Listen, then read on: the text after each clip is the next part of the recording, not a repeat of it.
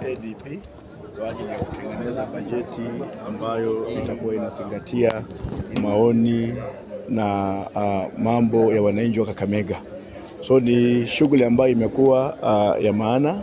Wananchi wamejitokeza kwa wingi, wametoa maoni yao, na sisi kama committee ya budget nahakikishia wakaazi wa Kakamega ya kwamba tunaenda kutilia maanani maoni ambayo wananchi wametoa leo, ili tutengeneze bajeti ambayo itakuwa ni ya manufaa kwa wananchi wa Kakamega.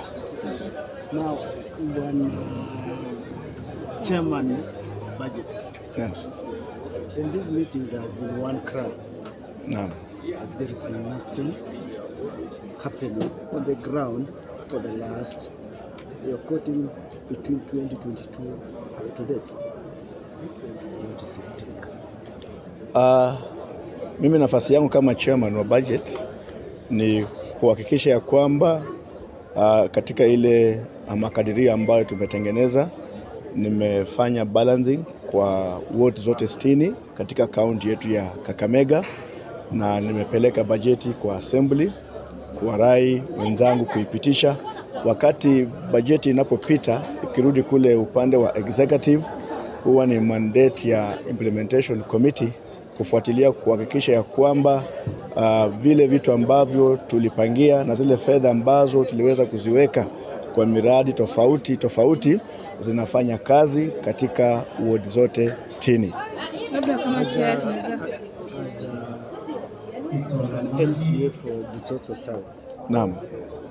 Are you satisfied that what you proposed in the budget? Ward yangu ya South Butsotso naweza sema kwamba zile makadirio ya mwaka wa kwanza za barabara ziliweza kufanyika. Nimefanya barabara karibu kilomita 16 maintenance, hiyo ni kulingana na county government structure.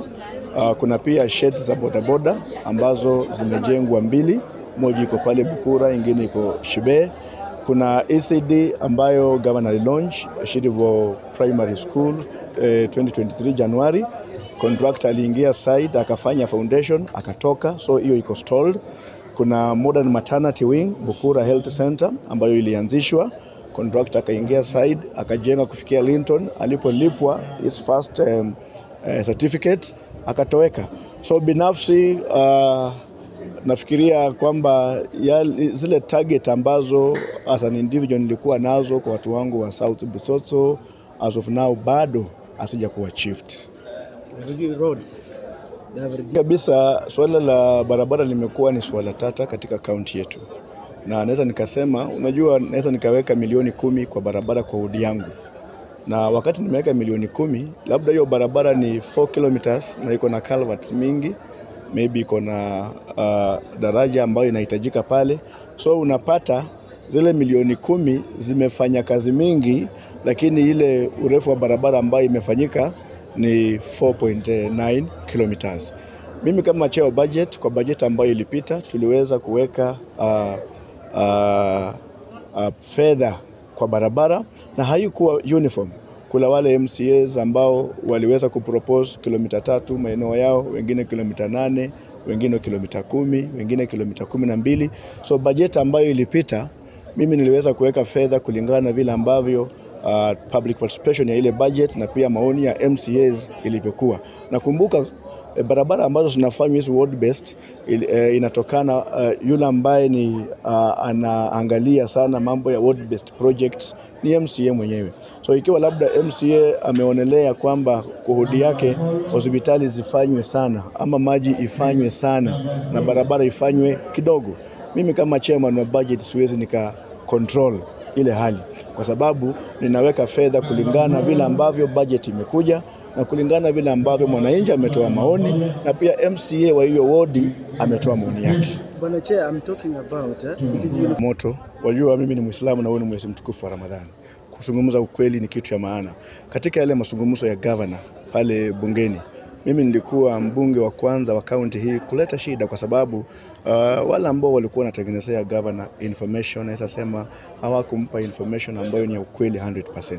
Kwa sababu kwa zile miradi ambazo alikuwa anataja kwamba zimekamilika, hata kwangu alitaja mradi imekamilika, ile ambayo mimi mwenyewe najua kwamba haijakamilika, iko stall.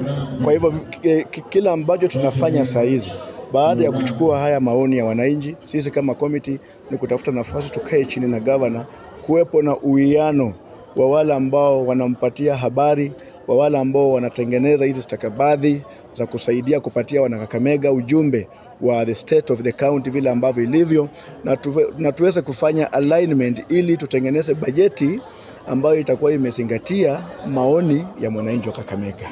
Thank you. Sasa katika hiyo mipangilio